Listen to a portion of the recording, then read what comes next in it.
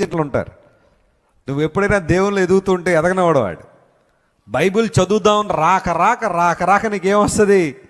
ఒక ఆశ కలిగి అలా బైబిల్ ఓపెన్ చేయగానే ఫోన్ రింగ్ అవుతుంటుంది. ఎవరు? ఆ ఫోన్ ఫ్రెండ్. వాడు ఫోన్ చేసి, యారా ఏం చేసావురా, ఏం తింటున్నావురా, ఎక్కడున్నావురా, ఇప్పుడు ఎక్కడికి వెళ్దాం రా అంటే నీకు రాక వచ్చింది ఆశ బైబిల్ చదవాలని. ఇంకా చదువు పక్కన పడేసి మళ్ళీ ఏం చేస్తావు?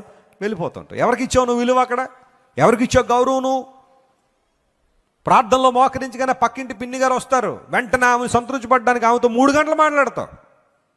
ప్రార్థనలో 3 నిమిషాలు కూడా ఉండలేకపోతున్నావు నువ్వు. Because you are not valuing your God. ప్రార్థనకు ఆవశ్యకత నీకు తెలియట్లేదు. ప్రార్థన అంటే ఏంటో నీకు అర్థం కావట్లేదు. కాబట్టి లోకానికి ఎక్కువ సమయం, ప్రార్థనలో తక్కువ సమయం.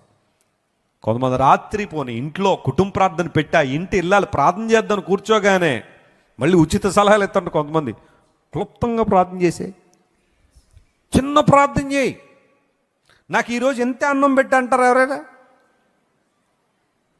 ఆహారం మాత్రం ప్లేట్ నిండా ఐఫిల్ టవర్ లాగా ఏం చేయాలా? ఎత్తిపెట్టి పెట్టాలి. మళ్ళీ తగ్గకూడదు హైటు, కేకలేస్తాడు మరలా. కానీ ప్రార్థన మాత్రం ఎంతసేపట? ఉచిత సలహా మళ్ళీ. ఎందుకంటే మా ఆవిడ ప్రార్థన మొదలెట్టిందంటే వదలదండి అయ్యగారు అన్నట్టుగా.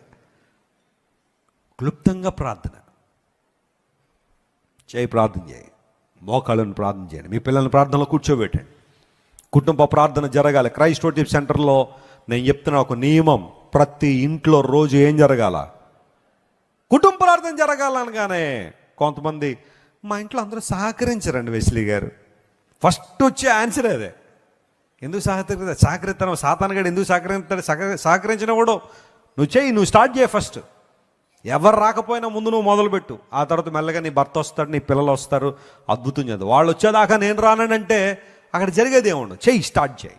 కుటుంబ ప్రార్థన, సాయంకాలం దేవుని సభలో ప్రార్థన చేయడం, ప్రతి ఉదయాన్నే దేవుని సభలో ప్రార్థన నీ కుటుంబాన్ని కట్టి ఉంచుతుంది. స్తోత్రం చెప్పండి. హల్లెలూయా. నా తల ఎత్తువాడు, నా కేడము నువ్వే ప్రభువా. 10,000 మంది మోహరించిన నేను భయపడను. అహీతోపెలు 12,000 మందితో దావీదు మీదకి రావాలనుకున్నాడు.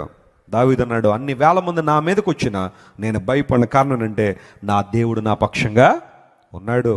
ఈరోజు దేవుని బిడ్డ, నీవున్న సవాలు, నీవున్న ఇబ్బంది, నీకున్న ప్రతికూల పరిస్థితులను విడుదల ఇవ్వగలిగిన దేవుడు ఆయన. అంత మాత్రం కాదు, చివరిగా దేవుని వాక్యంలో ఆ కీర్తనలో మనం చదివితే, రక్షణ యెహోవాది, నీ ప్రజల మీదకి నీ ఆశీర్వాదము వచ్చునుగాక. అల్టిమేట్